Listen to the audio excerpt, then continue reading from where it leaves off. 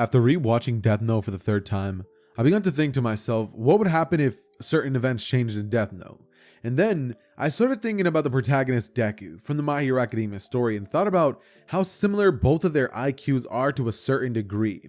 While Izuku may be unpopular and Light may be popular in his own universe, I began to wonder how the Death Note would affect Izuku in his life. And so I ended up getting straight to work and I started scripting this video away.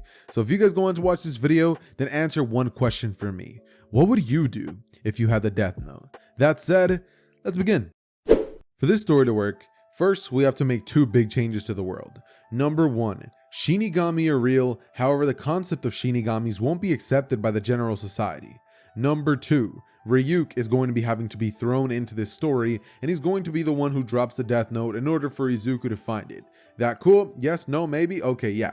The way that I would picture this whole thing going down is right as Bakugo would tell Izuku to throw himself off the top of the building and swan dive, Izuku would turn towards Bakugo with an angry expression. Bakugo from here would go on to intimidate Izuku just like he would in the original, and Izuku would ultimately have to back down, realizing that there's nothing he's going to be able to do to Bakugo. Ultimately, Izuku simply has to put his tail between his legs and dip. Izuku would make his way downstairs and eventually he would make his way towards that little pond. In that very same small pond where these fish were eating his notebook, he would see another one, and it would be titled Death Note. Izuku would pick it up and begin flipping through the pages, realizing that it's all basically empty except for the very first page, or first couple of pages if that's how the Death Note works. But essentially, Izuku would see one thing written on it specifically. Whoever's name is written in this notebook will die. And Izuku would be like, what? That's such a funny prank. Why would anybody use something like this? He would think to himself that that's so dumb, but if he could write somebody's name on this, it would probably be Bakugo's, if he could just leave him alone. And so Izuku would think to himself, he's just going to keep the notebook. It looks cool after all. So he begins walking, but right as this happens, that thought just doesn't leave his head. What if it does work? So what Izuku decides to do is ultimately grab that said notebook and write down Katsuki Bakugo while thinking of Bakugo in his head, and he would write that the cause of death would be a villain attack. From here, Izuku would go on to essentially make his way home and would actually take a different path than the one that he took in the original. Eventually, the sludge villain would end up running away from All Might just long enough for All Might's buff form to run out, and the sludge villain would get a hold of Bakugo just like in the original. However, this time, it would actually happen and Bakugo wouldn't escape. All Might wouldn't have the courage to jump in there and save Bakugo, and so he would die.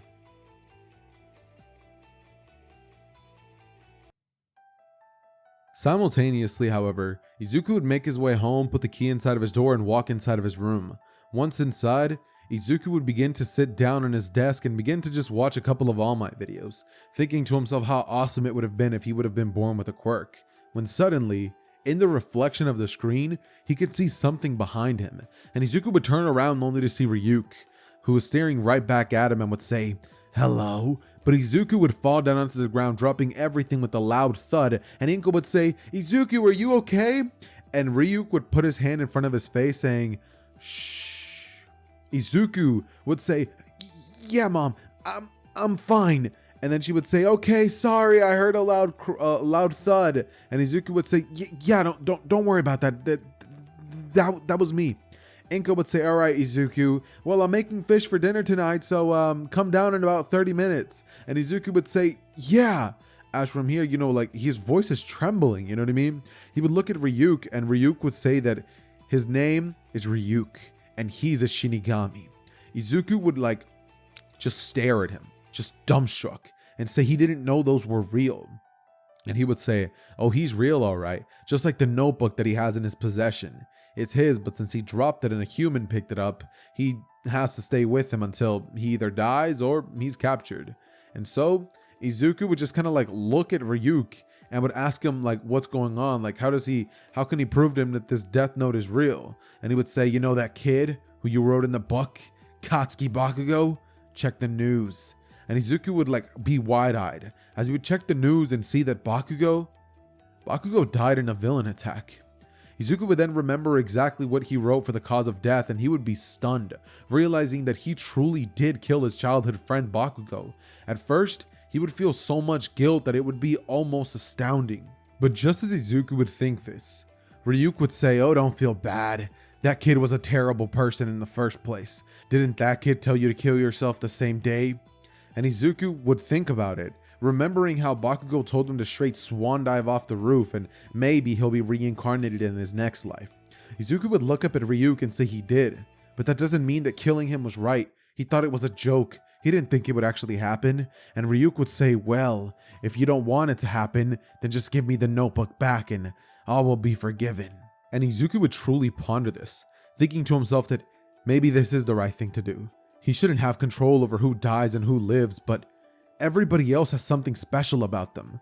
Maybe this is Izuku's big break. Him having an ability, in his eyes, to take the life of others. Maybe that could be the very thing that could finally put him on equal footing with others. He could finally be just like everyone else. He would finally have some sort of, while not a quirk, some sort of power. And Izuku liked that feeling. He thought to himself, well, it was just Bakugo.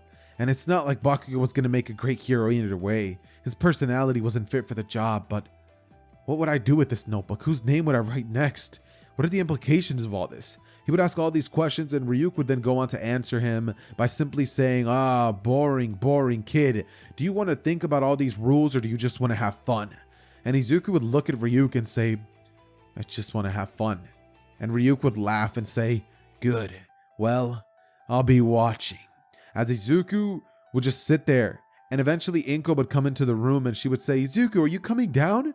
And Izuku would say, yeah, right, Mom. Sorry, I got a little distracted. And she'd look at his room and say, wow, you certainly made a mess here. Izuku would go on to look at her and say, yeah, he'll clean it up later. But for now, he's starving. He needs some grub. From here, we time skip to the very next day. And Izuku would be in class as the teacher would be telling everybody that unfortunately, as most of them probably already know, Katsuki Bakugo's dead. He died in a villain accident just yesterday. And then the teacher would go on this 20-minute spew about how being a hero isn't as easy as everyone thought. Bakugo was the strongest one out of all of them, and even he fell due to a villain, telling everybody that maybe they should reconsider their jobs for the future, that, you know, maybe being a hero isn't the safest thing in the world. And Bakugo would be having his funeral in about 3 days. Izuku would then be turned to, as you know, everybody would have ended up saying some words for Bakugo, and Izuku would fake being nice and being super sorry, and he would say that he can't wait to go to his funeral. And from here, the two bullies that were with Bakugo the day before would say, well, as much as we hate to see Bakugo gone, we know one thing's for sure. He wouldn't want a quirkless loser at his funeral, so stay out of it, Izuku. Nobody wants you there, nobody needs you there. So don't think about showing your quirkless face at his funeral, all right? You got that? And Izuku would just look down and feel so much anger, but with a smile, he'd say, you're right. I'd only be a nuisance there anyways. As those two kids would laugh, and then they would shoulder check Izuku on their way out of class. As this would happen, Izuku would just be left there pondering to himself if that amount of disrespect was worth killing them. And Izuku would think, not like he has anything better to do. From here, he would whip out the notebook right as they're walking outside and look out the window as he would write both of their names and say, hit by a truck. And Truck-kun would come in out of nowhere and straight slaughter them. Their bodies would then roll on the ground and blood would go everywhere. And Izuku would smile up from the window before grabbing his things and making his way outside. He would take the opposite route to go home, the one where the sludge villain was at originally, and Izuku would walk home as ultimately he would then be told by his mother Inko that 2 more boys from his school just died. And Izuku would fake being upset, saying, how did it happen? And she would say some truck hit them and that man is currently going to prison for what he did, saying that he didn't even see them coming for some reason. The sun was in his eye, he claims, or something like that. But Inko would say that she's glad he's going to jail. And Izuku would then sit there and pretend to be super sad as Inko would say she's sorry and that she understands that he's going through a difficult time, saying she has no idea what it would be like to lose all these people important in your life in a couple of days. And Izuku would say, trust me, Mom, I didn't lose anybody. In his head, obviously, right? As from here, we would have the iconic light Yagami smile appear on Izuku's face as he's turned away from his mother, and he would make his way towards his room, telling her that he needs some time alone. From here, Inko would go on to be worried, giving a call to Hisashi, who actually this time around is going to be working for the police department. Just kidding. No, Hisashi's still working overseas in America, and Izuku would simply just make his way towards his room as he would sit down and think back to these past 2 days and the 3 boys' names who he's written in the death note. He would then remember to himself that on multiple occasions, Izuku would have been beat down, taken advantage of by Bakugo, and ultimately bullied, and the teachers just let it slide. Society had failed him, and he's the only one that can change it. With the death note, Izuku has the power to alter everything, to make everything the way that it should be. Quirkless people shouldn't be underneath the foot of those with power. They should be protecting them, instead of making them feel even weaker than they already are. And Izuku would feel so much rage at the teacher of his homeroom who this whole time has just been letting all of this stuff happen as if nothing's going wrong. Izuku would then go on to write down on his death note the death of his teacher. However, as to not make it too obvious, Izuku would go on to write it down about 2 months from now, and the principal's name 5 months from now. As Izuku would smile and think to himself that should be a good start, and Izuku would close his eyes as we now have a 5-month time skip, and eventually on the news, it would appear that the principal of Izuku's school would have died. People at the school would begin thinking to themselves that this has to not be a coincidence. First Bakugo, then the 2 goons, the teacher and the principal.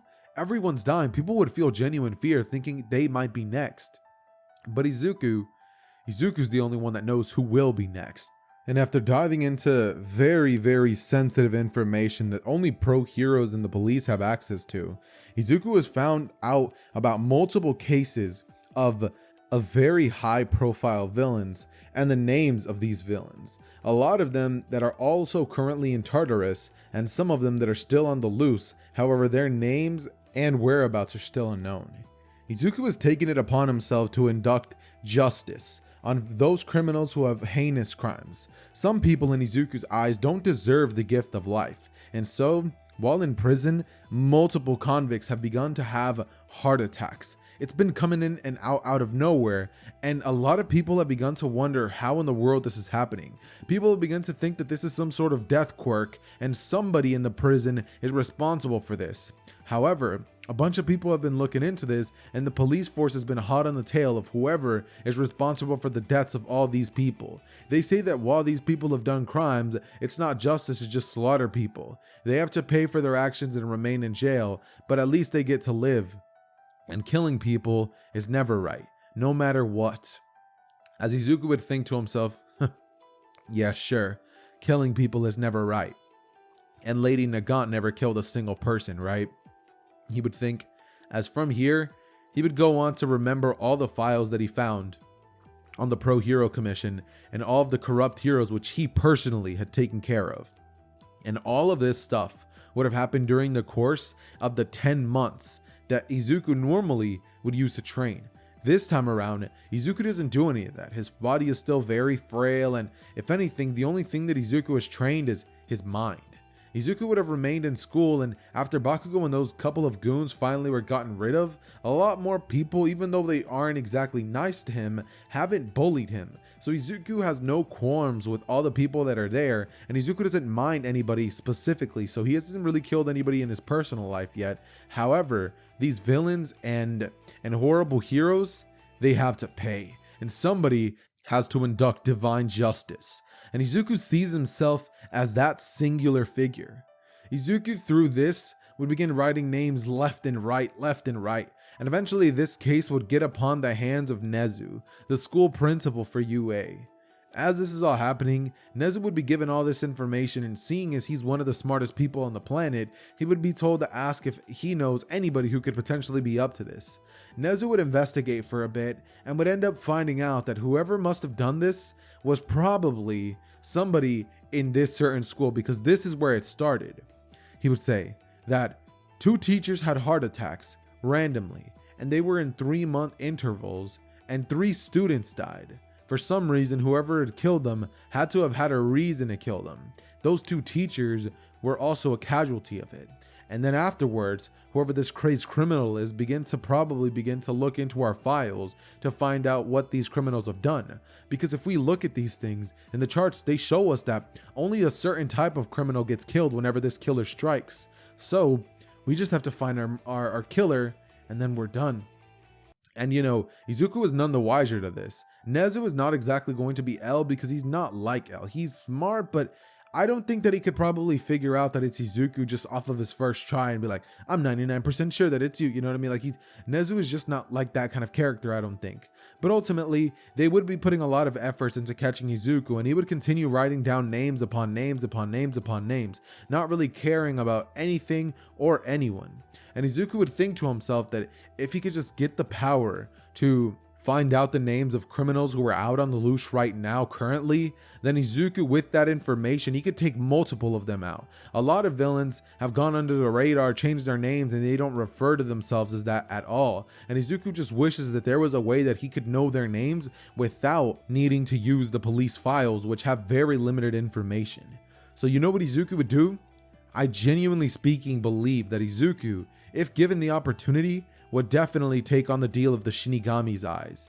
And with this information, Izuku would be able to take out multiple villains with this ability of his special eyes. Because through watching simple videos of villains conducting their crimes, Izuku could easily see their names, write them on the death note, and give them a death that is deserving of a villain such as them. For example, the villain known as Stain, the hero killer. Izuku, after learning of this, would realize that Stain is in his area, and so Izuku would take a leap of faith, one might be able to say. Izuku would write down the name of Stain in his notebook and try to find Stain and approach him, asking him why exactly he does what he does. Not all heroes are corrupt, however, he still kills each and every single one of them. He thinks that might be wrong to a certain degree, and so he wants to question Stain before he dies. He wrote that the cause of death would be an instant heart attack upon trying to injure Izuku Midoriya, right? So it's kind of like a failsafe. Like, let's say Stain tries to do anything towards Deku, he just straight falls over, has a heart attack, and dies. And Izuku would make his way outside of his house in the nighttime with a hoodie on, as Izuku would begin making his way towards the direction of alleyways. Eventually, Izuku would hear a scream and would realize that it's nothing but a hero nearby. And so, he would make his way closer only to see Stain there. Izuku would say, "Stain, hero killer, I have some questions." And Stain would look up at Izuku, only to throw a blade at the side of Izuku's face. However, Izuku would quite literally just sidestep the blade, and Stain would immediately die. Izuku didn't even get to answer him any questions, and Izuku realizes that he probably should have been more specific with his cause of Stain's death, but ultimately, he's dead now, so there's nothing that he should worry about. Izuku begins to take the opposite way home, and eventually police would arrive. However, one thing would be very crucial. Izuku, or at least the height of Izuku, and all this blacked out clothes would be seen on a camera video. And it would show that whoever this killer is probably that person. He seems very small, either an adult or some sort of high school kid. That's about the age range that this person looks like. And so what they would do is give this information over to the police department, where a detective would end up deducing that this person was definitely in the school of which they had first made the assessment on. So Izuku would begin getting one step closer to getting caught. However, that won't be happening until eventually Izuku would kill more and more villains. Izuku would begin going through these files of villains getting caught on camera, performing heinous acts, and Izuku would write down their names back and forth, like not really caring, especially any villains related to All Might. When villains would begin dropping like flies, villains themselves would begin to get terrified, and villains would want to know how in the world all this is happening. Many people would actually begin stopping their evil ways, realizing that if they continue, they're just gonna die. And that people are dying left and right, like people who are doing criminal activities. The amount of crime that would drop in the city would be incredible. And as much as the authorities would want to hate it, to admit it, Izuku, or whoever this person is, who they have deemed and given the name Kira, is actually doing some sort of good for the world. As much as they would hate to admit that, it's true. And Izuku would eventually end up going through the dark web and finding out about a villain known as All for One. Once Izuku finds out about this, it's wraps, because he is not going to let somebody like him continue living.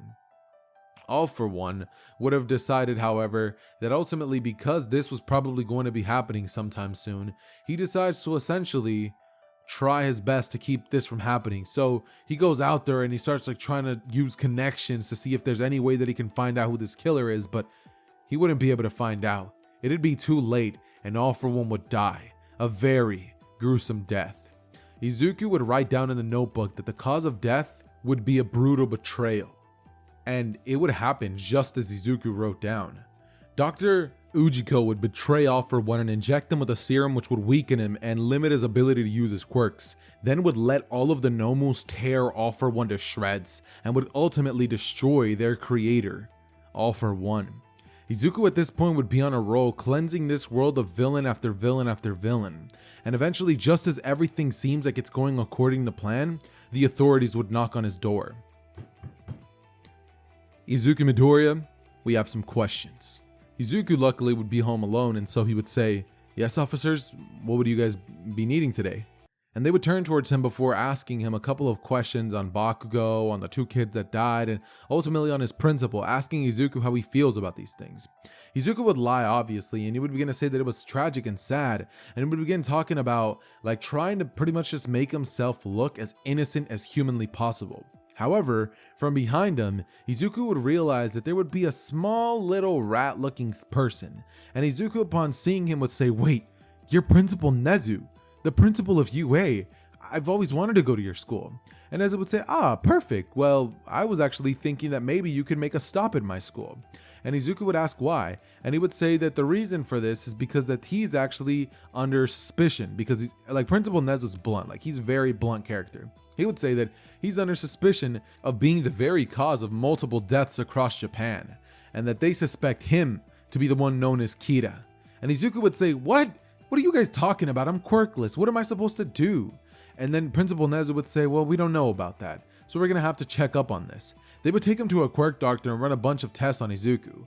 Ultimately, Izuku would have the notebook in a secret compartment just like Light does, and they wouldn't be able to find it there. However, Izuku's test would come back as quirkless, and Nezu would be stumped. He would think to himself, how in the world this happened?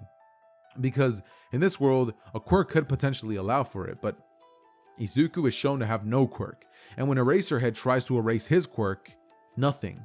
There's no quirk there. It's a complete blank slate.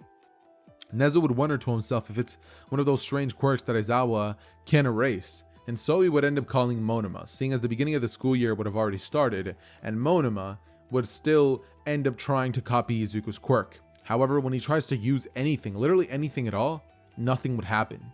Nezu would be very stumped, and Izuku would begin getting angry by the second and cautious. He would then say, "Well, it's not me, but if you do find him, let me know."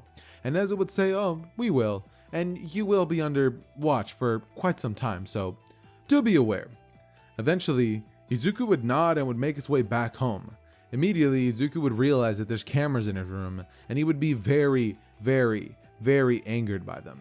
For a couple of months, Izuku would just act like a normal high school student, and eventually Nezu, after seeing Izuku have to, unfortunately, beat the bean, would end up realizing that, this kid is about as normal as it gets. However, one strange thing is that people have still continued to die, and Nezu would wonder how in the world that's the case. He was almost positive that it was Izuku. However, Izuku had a small little piece of paper on his watch that he's been using to slowly kill people these last couple of days whenever he wasn't at home. He would do this whenever he was at school, on lunch break, etc. And he would schedule these deaths too, just like Kira would in the main story. This would lead to Izuku never getting caught, and ultimately realizing that if he continues on this path, he's most likely going to get caught. I don't think Izuku would take great satisfaction in knowing that if he were to get caught, he's going to go straight to jail. But ultimately, Izuku would decide to resign as his position from Kira, or at least slow down with it, not wanting to end up in prison. Eventually, after a couple of months would pass, Izuku, after ridding the world of so many villains, the world would have actually ended up becoming a better place. And because Izuku found the Death Note, although there was some casualties that didn't need to die, Izuku ended up being the greatest hero in the world. He became the #1 hero in the shadows. Kira's name will always be known. And that, ladies and gentlemen, is how I think the My Hero Academia story would have gone. Had Izuku received the Death Note.